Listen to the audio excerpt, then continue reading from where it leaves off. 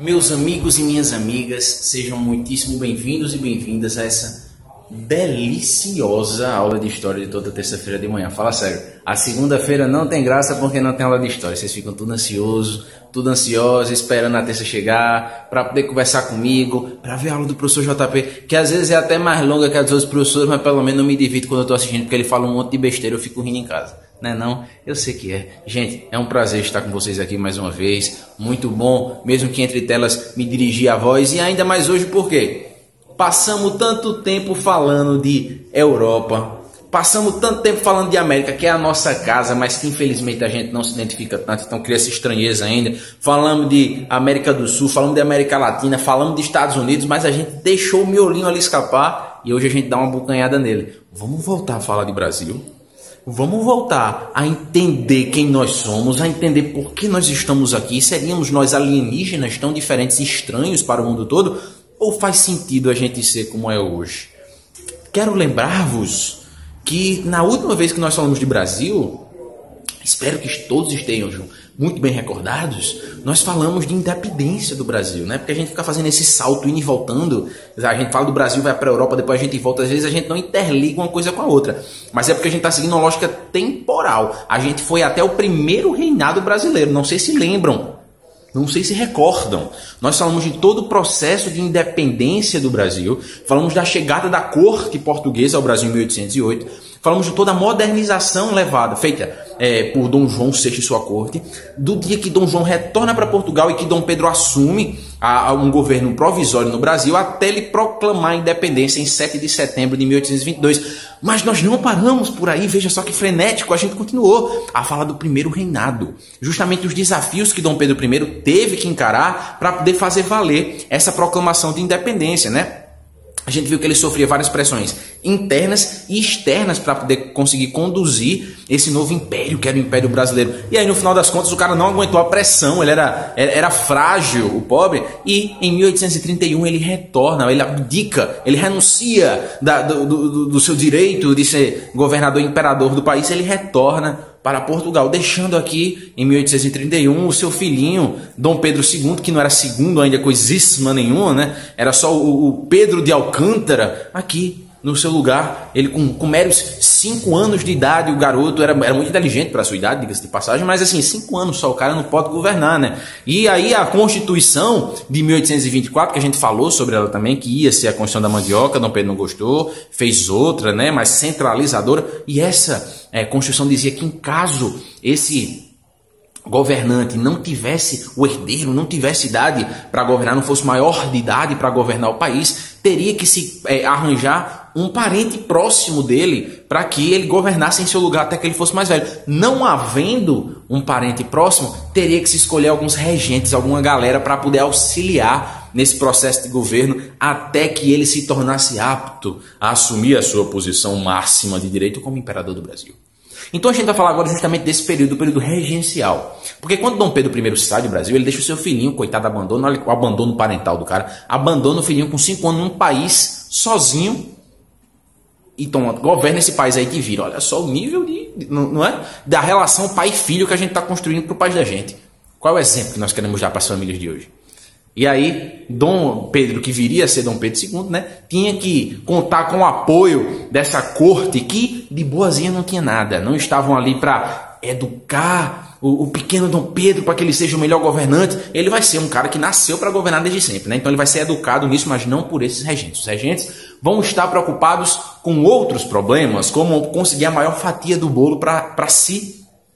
Eram caras que representavam as elites econômicas, as elites políticas, lógico. Vocês acham o quê? Que os regentes era o cara que vendia din-din na rua? Ia ser convidado para ser o regente do país? Claro que não. Chamaram um cara lá, um branco, velho, poderoso, né? Que fosse ali governar com mão de ferro tudo e tentar sempre abocanhar o maior pedaço da mordida. Esse período regencial é o período que se localiza entre os dois reinados brasileiros. Tá? A gente sabe que a história do Brasil se divide no Brasil colônia, que vai de 1500 até 1822, dizem alguns, até 1808, dizem outros, tá? Mas esse período colonial a gente já divide ele em alguns grupos também, né? A gente fala que de 1500 a 1530 a gente tem um período pré-colonial, a gente fala do ciclo do pau-brasil, do ciclo da cana-de-açúcar, do ciclo do ouro, da administração pombalina, tudo isso dentro do período colonial. Quando a gente entra no período imperial, o período da monarquia, que começa com a proclamação da independência, em 1822, a gente também subdivide esse período. A gente fala do primeiro reinado de Dom Pedro I, que vai de 1822 até 1831. A gente fala do período regencial, que é esse período que Dom Pedro II ele é muito novinho para governar, que vai de 1831 até 1840. E depois a gente fala do segundo reinado, que vai de 1840 até a proclamação da República, em 1889. Aí depois o período republicano também vai ter suas subdivisões, né? Primeira República, Estado Novo, Experiência Democrática, Ditadura Militar, Nova República, mas a gente fala disso depois com mais calma. O que importa agora é que a gente vai fazer essa subdivisão dentro do período imperial. Agora a gente fala de regencial, a aula que vem a gente fala de segundo reinado. E por que é importante? Porque esse período é muito negligenciado, cara. A galera olha assim, vou estudar Brasil, tem um período regencial, né? Não deve ser nada não, 9 anos só o tempo de Dom Pedro II crescer, esses caras não sei nem o nome de quem é esse cara governado do Brasil, desse regente, não sei nada, não vou ligar. Lê do engano, pequeno gafanhoto. Esse é um dos períodos do Brasil que mais conta para você entender quem nós somos. A gente vai escutar, alguns desses nomes vão ser colocados em práticas, outros vão ser só discutidos, vai aparecer ali num vídeo e outro, mas olha, nesse período de 9 anos a gente escuta absolutismo, a gente escuta monarquia constitucional, a gente escuta democracia, a gente escuta militarismo, a gente escuta cristianismo, a gente escuta islamismo, a gente escuta abolicionismo, a gente escuta federalismo, liberalismo, republicanismo. Então todos esses modelos de construção de uma nação estão sendo debatidos nesses 9 anos. É uma luta por poder, é uma disputa de narrativas. É querer saber quem é que vai ficar responsável por conduzir os rumos do país. Se uma coisinha tivesse acontecido minimamente diferente do que aconteceu nesse período, a história de hoje em dia seria totalmente diferente, né? Então, um período de transição é um período conturbado que está prevendo a chegada de alguma transformação significativa. Então é muito importante que a gente entenda o que aconteceu nesse período. Não tanto os personagens, gente. Eu já cansei de falar isso para vocês. É importante conhecer os personagens? Muito. É muito importante a gente conhecer os personagens, porque a gente entende qual a importância do indivíduo na construção da história. Tá? Mas mais importante do que compreender o personagem é compreender os seus objetivos, o seu meio, as suas motivações, as consequências de suas ações, porque isso são coisas que vão abarcar toda a população e não só ele. Então, massa, sabe o nome do cara, sabe quem foi lá, Fernando Henrique Cardoso, sabe onde é que ele veio, Getúlio Vargas veio do Sul, nasceu lá em São Borja, 1898, caudilho, estudou direito, se formou em 1907, sabe disso tudo, beleza, é bom, é importante. Mas é importante, mais ainda, a gente saber quais foram as mudanças que essas pessoas empreitaram quando estavam no comando da nação. E é isso que a gente vai fazer hoje. Tá bom? É isso que a gente vai fazer hoje. Essa aula pode ficar um pouquinho longa? Pode, mas vai ser boa, vai ser divertida, tá? Pra gente começar, já fizemos todo esse recorte do que é esse período regencial. Vamos saber que naquele momento a sociedade brasileira estava dividida em 3 grupos. E quando eu falo sociedade brasileira, infelizmente, nesse momento, estou falando só das elites. Esqueçam aqui os escravizados, esqueçam aqui o povão, esqueçam aqui as pessoas que não têm poder de mando. A gente está falando aqui dos políticos. Eles estavam divididos em 3 grupos que iam disputar para ver quem faria parte dessa regência para controlar os rumos da nação. A gente tinha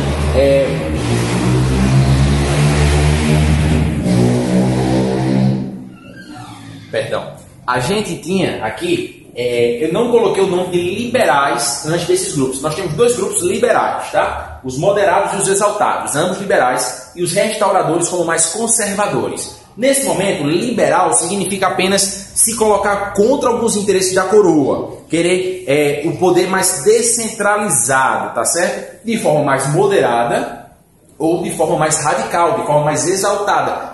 Vão pegando esses macetes que eu estou dizendo para vocês, porque vocês vão esquecer isso daqui a alguns anos. Quando a gente vai no terceiro ano por revisar esse conteúdo, vocês não vão lembrar mais disso. Então lembrem desses macetes, que também é importante para a gente aprender algumas coisas, tá? Então, os liberais moderados, eles queriam uma mudança, umas reformas na Constituição e no plano governativo, mas uma mudança mais moderada.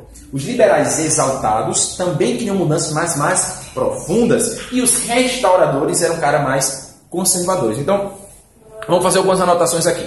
Os liberais moderados também eram chamados de chimangos, certo? Importante lembrar desse termo. Depois eles vão voltar para a gente conversar sobre também. Ponto importante também, eles faziam parte da aristocracia rural. Tá? Aristocracia rural. O que significa dizer que eles eram donos de terras e muito poderosos, tá certo? Tinham terras que era o que mais valia naquele período, talvez até os dias de hoje. Eles queriam alguns pontos, lutavam por alguns pontos muito específicos. Entre eles, o fim do Senado vitalício. Os senadores nessa época nasciam e morriam senadores. Nasciam não, né? Depois, se fossem eleitos senadores, eles virariam senadores, continuariam senadores até o dia que morressem. E eles queriam o fim desse Senado vitalício. Tá certo? E além disso, queriam manter também a escravidão, manter a importância dos latifúndios, tá certo? Vou colocar aqui o que eles queriam manter, tá? Escravidão e latifúndios. Mas não só latifúndios no sentido de manter, né, a existência dos latifúndios, mas que eles continuassem sendo um peso muito grande para determinar o poder de uma pessoa. Bom, eles eram aristocratas rurais, então, obviamente, eles iam querer manter esse privilégio deles. Já esses restauradores, conservadores, eram antigos funcionários da coroa, tá? Vou botar aqui, ex-funcionários da coroa, ou também chamados de nobreza nobiliárquica.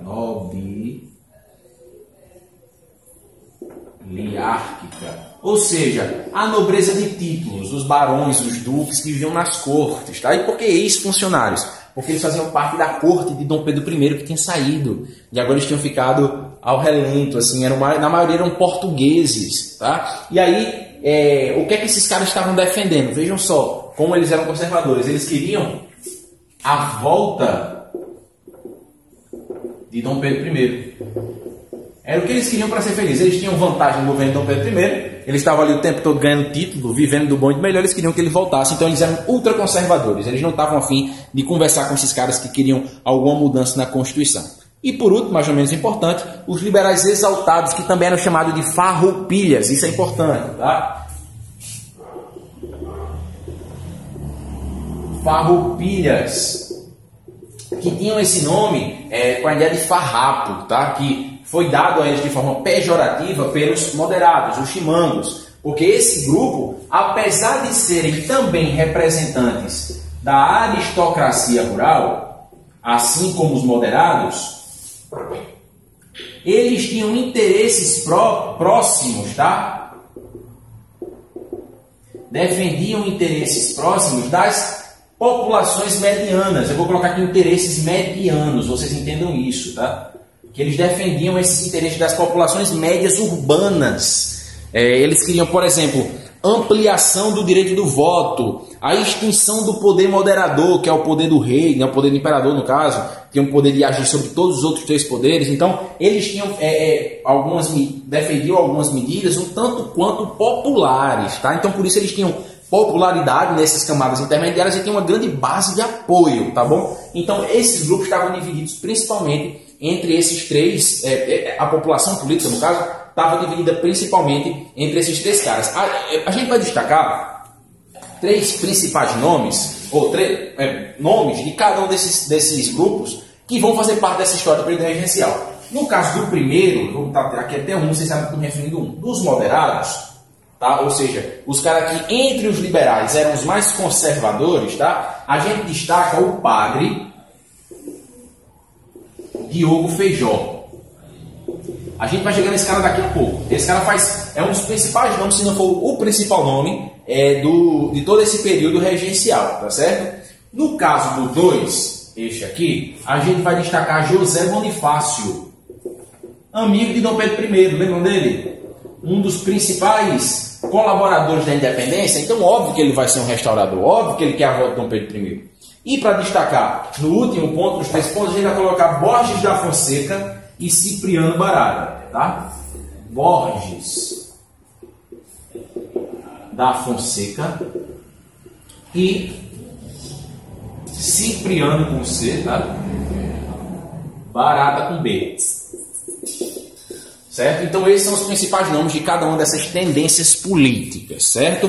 Os liberais moderados, que queriam mudanças na Constituição, mas queriam também manter o poder mais centralizado. Os restauradores, que eram vistos como os conservadores, né? Ex-funcionários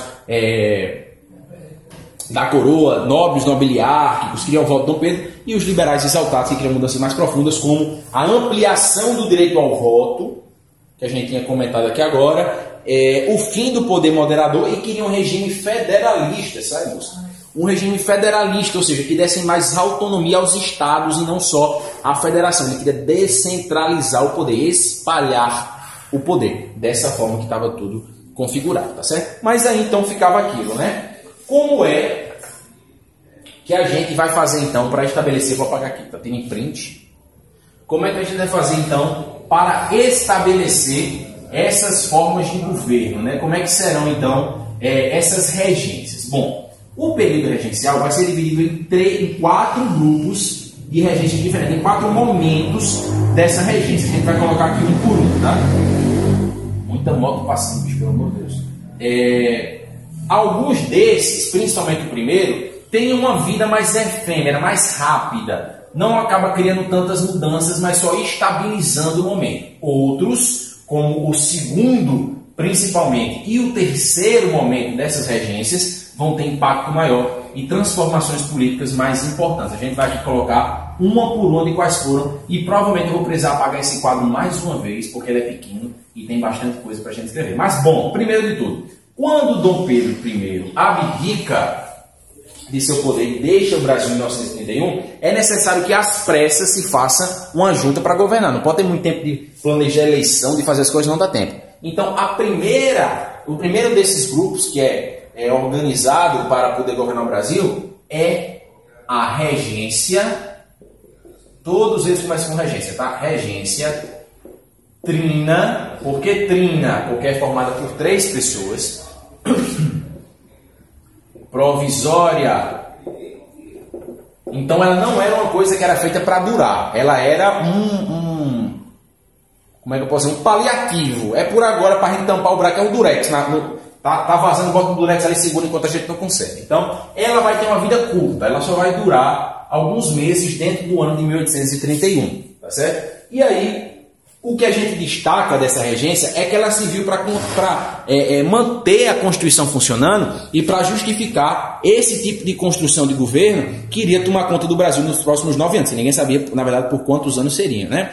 Mas o principal feito dela, que é muito curta a sua duração, além de fazer valer a Constituição, né? Vou colocar aqui Constituição, só para vocês, não que ela fez uma Constituição, tá? Mas só para mostrar que a Constituição seria respeitada, porque a Constituição previa essa ideia de uma regência trina. Ela também liberta alguns presos políticos, tá? Liberta presos políticos. Isso marcou bastante a época. E o que são presos políticos? Pessoas que foram presas por discordar do poder vigente, tá? No caso de Dom Pedro I, tinha sido preso no governo de Dom Pedro I, a regência trina provisória solta. A segunda, então, no caso, vai ser a regência trina permanente. A provisória acabou. Vamos agora escolher quem vão ser os caras que vão fazer parte dessa regência trina permanente, que vai ter uma vida relativamente longa, tá? Ela vai durar de 1831, do final do ano, até 1835. Tá? É o tempo que vai durar essa segunda regência. E vai ter alguns pontos importantes, né? Vai tentar manter a ordem, mas um ponto super importante é que para ministro da Justiça, durante esse período da regência trina permanente, vai ser convidado um cara chamado Padre Diogo Feijó. Ele vai ser o ministro da Justiça. E por que isso é importante, professor? Porque esse cara vai tomar algumas ações que vão moldar não só a vida das pessoas que viveram durante esse período de regência, mas também o segundo reinado e também a primeira república, diga-se de passagem, tá? Então são mudanças que vão atravessar grandes eras da história do Brasil. Fora o fato dele estar reprimindo movimentos urbanos, porque se está numa época de turbulação, né, turbulência, de mudança, óbvio que a população também vai se debater. Fora ele conter esses movimentos, ele vai, por exemplo, criar a Guarda Nacional. Nessa época, gente, no Brasil, não existia polícia.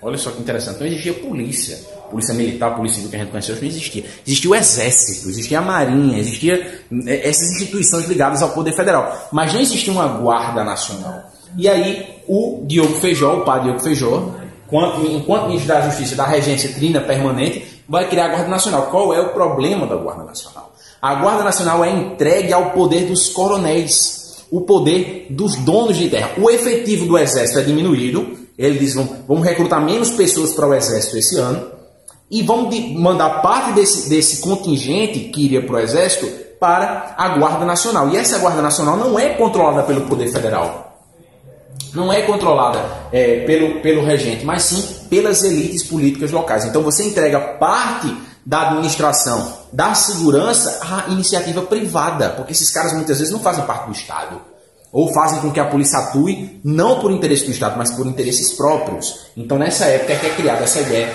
de Guarda Nacional, tá certo? E fora isso, ele também vai criar o Código do Processo Criminal, tá? Vamos ver se cabe aqui.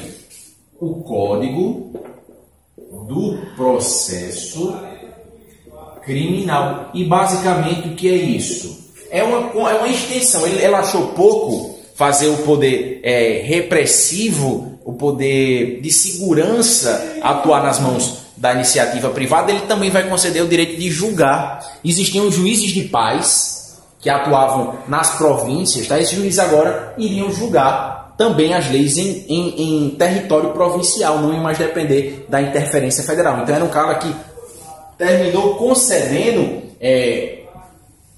alguns espaços de atuação maiores, mais poderes a essas elites provincianas. Só que essas medidas dele começou a gerar um monte de disputa política, né? Os coronéis iriam utilizar dessas ferramentas para poder disputar a política a nível local também. Eles agora teriam o poder de arregimentar votos, controlar o voto das pessoas, mas também de julgar essas pessoas a partir do seu próprio Código Penal, né? Então, devido a essa grande conturbação, essa grande disputa que estava acontecendo, ele termina renunciando ao seu cargo, tá? E de modo a tentar acalmar os ânimos, os demais regentes aprovam no ano de 1834, ou seja, um ano antes de terminar o período dessa regência trina permanente, eles aprovam o ato adicional à Constituição de 1824, que era a Constituição que estava valendo, tá? O ato adicional à Constituição de 1824. E o que foi isso, professor? Foi a tentativa de apaziguar os ânimos. Não estava tendo uma disputa entre as elites locais por causa dessas medidas de Diogo Feijó? Então agora a gente vai apaziguar. Esses atos adicionais são como emendas à Constituição. Eles não queriam rasgar a Constituição e fazer outra. Então eles vão criar algumas emendas para serem colocadas ali no meio. Cada emenda vai, mas vai beneficiar, vai agradar um daqueles grupos que a gente colocou, para ver se eles ficam mais quietinhos na deles, tá? Vou colocar aqui no cantinho, vai ficar uma baboseira esse quadro, mas qualquer coisa eu apago depois, tá? Vamos fazer aqui um espaço para falar desse ato adicional, porque ele é super importante, tá? A primeira medida desse ato adicional à Constituição foi a substituição dos conselhos de província, que eram órgãos que existiam para aconselhar os governadores locais, né, decidir o que iria ser feito. Eles vão ser substituídos por assembleias legislativas. Então, os conselhos de província vão se tornar assembleias legislativa. Essa medida vai agradar aos liberais exaltados, está se concedendo mais poder às províncias, né? Está se dissipando, descentralizando o poder. Então é uma das medidas desse ato adicional que vai terminar atendendo a um daqueles grupos políticos primeiros que eram os liberais exaltados. Tá? Outra mudança, outro ponto desse ato é a substituição da regência trina, que é a que a gente está agora, por uma regência una e eletiva. Ou seja, a pessoa seria eleita, seria escolhida para estar na frente daquele cargo. Então é uma medida que, ao mesmo tempo, centraliza o poder, porque eram 3 pessoas, agora uma só, então ela centraliza o poder em volta de uma pessoa só, agrada aos moderados, nesse sentido, tá certo? E, como ela é eletiva, ela dá uma ideia de república. Porque é uma pessoa que vai ter um mandato, vai ter um tempo à frente do governo. Há alguns historiadores que falam que existia uma república no meio do período regencial. Olha só porque é importante esse período, a gente está no meio de tantas contradições. E aí, esse é um outro ponto. E o terceiro ponto também que foi colocado na época foi o fim do poder moderador. Tá? Aquele poder imperial que não estava sendo usado para nada no momento que não tinha imperador, ele terminou sendo abolido. E aí, então, após esse ato adicional à Constituição serem lançados em 1834, a gente parte para o terceiro modelo de regência, que foi a regência una, agora não é mais trina, né? De Feijó. Olha só, o cara é eleito.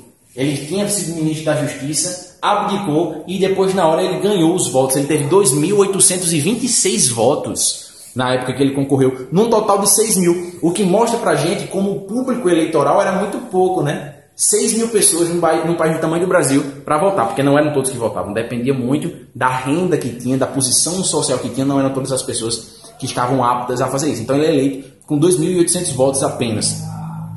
Veja só que ironia. Mas aí, essa regência dele vai durar de 1835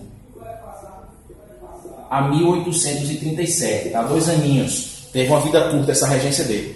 Quando ele chega ao poder, fica claro que essas medidas aqui, desse ato adicional à Constituição, não apaziguaram os ânimos, né? Elas foram assim, um paliativo, mas ele encontrou, tanto na Câmara dos Deputados quanto no Senado, um forte embate de ideias. As elites políticas continuavam disputando espaço e ele não tinha um ambiente propício para trabalhar. Nesse momento, o partido moderado, que é aquele que a gente falou, os liberais moderados vão se dividir, tá? Vão rachar. Então, os moderados vão formar 2 tendências, que a gente vai colocar aqui agora. Os primeiros eram os progressistas. Esses progressistas, dentro dos moderados, que eram conservadores, vai ficar complicado, mas veja só. Dentro dos moderados, que eram os conservadores e que faziam parte, que Feijó fazia parte desse grupo, eles estavam apoiando essas reformas mais liberais, as reformas menos conservadoras. Dentro do grupo dos conservadores saiu um grupo mais conservador e um grupo menos conservador. Tá? Lembrando que o grupo mais conservador de todos no início eram os restauradores. Beleza? Os restauradores mais conservadores. Mas dentro dessa ideia de liberais moderados, que estava Feijó, vai rachar e vai ter os progressistas e os regressistas. Os progressistas, porque eles estão mudando, eles estão deixando de ser tão conservadores, estão abrindo mais os olhos para essa descentralização que é apoiada por Feijó. Feijó cria a Guarda Nacional, Feijó cria o Código de Processo Criminal, que vai descentralizando o poder, e os progressistas vão apoiar essas mudanças dele. Beleza? Até aí tranquilo. O outro grupo são os regressistas, que não apoiam essas mudanças de Feijó. Acham que o poder tem que continuar centralizado, não apoiam essa baboseira toda que ele está fazendo, e os regressistas vão ganhar um apoio muito forte. Porque em 1834, ano que foi aprovado esse ato adicional, quem morre? Dom Pedro I. Então, os restauradores não tinham mais um Dom Pedro I para torcer. Então, grande parte deles vão ficar adeptos aos regressistas, que agora são o grupo mais conservador possível, uma vez que os restauradores não fazem mais sentido de existir, tá? É um período marcado por grandes rebeliões. A gente vai falar de algumas delas, tá? A Cabanada, a Sabinada, a Balaiada, vocês já estudaram isso, mas vamos rever isso na próxima aula. Feijó tem um grande esforço de conseguir conter todas essas rebeliões, tem que lidar com essas divergências parlamentares. Esses grupos, por serem oposição a Feijó, dificultam os recursos.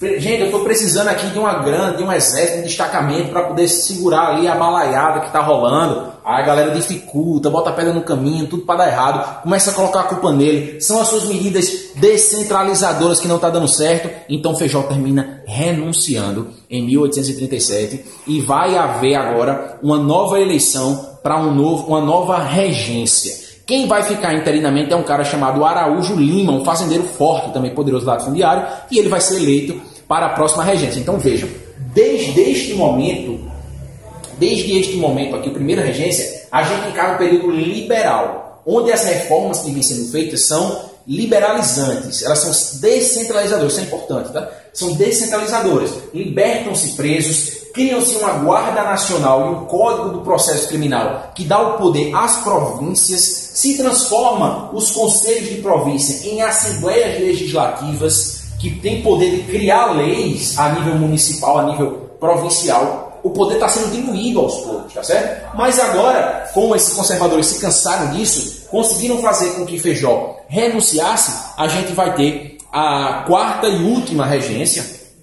Agora, um retorno dos conservadores ao poder, tá? Que é a maioria no Congresso, e por isso conseguiram barrar o cara. Que esse último pedaço da regência é a regência una, também porque era um só, tá? De Araújo Lima, que era um latifundiário conservador, dono de terra, tá? E aí vai durar de 1837, que é o ano que Feijó renuncia, até 1840, que é o ano que Dom Pedro II vai assumir, tá certo? E aí o que acontece? As revoltas provinciais estão explodindo nesse momento, há um forte risco de uma ruptura territorial, porque várias dessas rebeliões, a gente vai ver, elas querem se emancipar do Brasil, querem formar novas repúblicas, né, querem a sua independência, desmembrar o território nacional. Então, a regência una de Araújo vai ficar conhecida pelo Pacto das Elites e também pelo Ministério da Maioridade, tá certo? Que ficou conhecido também como Clube da Maioridade.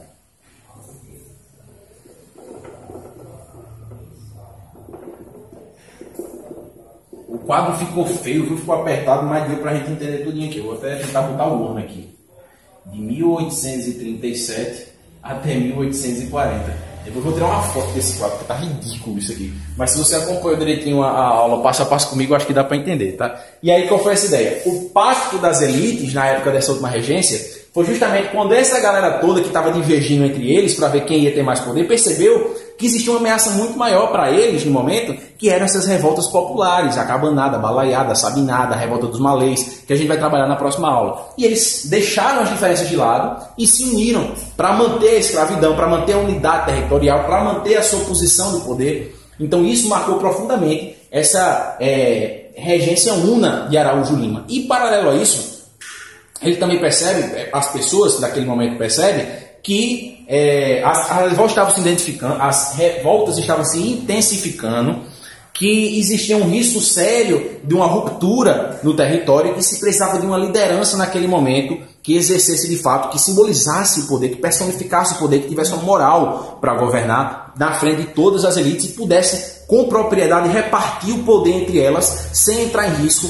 a sua própria autoridade, né? Então é nesse momento que se funda um clube que vai começar a lutar pela mudança da lei para que Dom Pedro II pudesse assumir antes da maioridade, né? O Clube da Maioridade. Depois de muitas disputas políticas, depois de muita tentativa, em 1840, Dom Pedro II, com 14 anos de idade apenas, assume o Brasil enquanto o seu segundo imperador, com 14 anos de idade, tá certo? E governaria até 1889.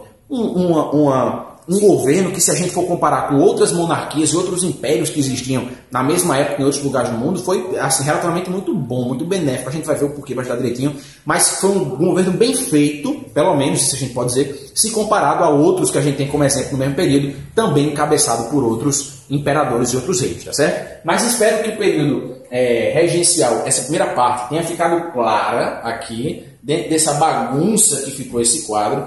Falta a gente falar das revoltas regenciais, a gente na próxima vai falar dos malês, da cabanagem, da balaiada, da sabinada, tá certo? Da farroupilha. Vamos falar disso tudinho com calma, entrar nos pormenores de um por um, entender de que forma elas fecham essa lógica na cabeça da gente, porque aqui a gente falou das elites. Agora a gente vai falar do povo depois, tá certo? A gente vai falar agora, e o resto do povo? Onde é que o povo estava na história? Vendo essa mudança toda. Era uma crise, era o povo passando fome, morrendo de fome, morrendo de pobreza. Era um líder político da elite querendo comer o outro vivo, querendo tomar o que era do outro, roubar, ficar mais poderoso que o outro, e o povo vai ficar ali quieto achando comendo pipoca, que nem pipoca tem para comer. O povo vai se movimentar. Nesse último período, essas revoltas vão se intensificar. Os próprios liberais exaltados vão começar a fazer parte das revoltas. A gente vai ver isso também. Tá certo? Mas a gente conversa isso com calma na nossa próxima aula, porque esse vídeo já vai em 35 minutos, tá bom? Mas foi muito satisfatório para mim, gente. Foi divertido, foi bom a gente conversar sobre isso hoje. Espero que tenham gostado. A gente se encontra na quinta-feira. Na quinta-feira tem vídeo novo e tem plantão também. Me encontrem lá pra gente conversar e tirar dúvidas sobre o assunto, tá bom? Um beijo para quem for de beijo. Um abraço para quem for de abraço. Muito obrigado pela companhia e a gente se encontra.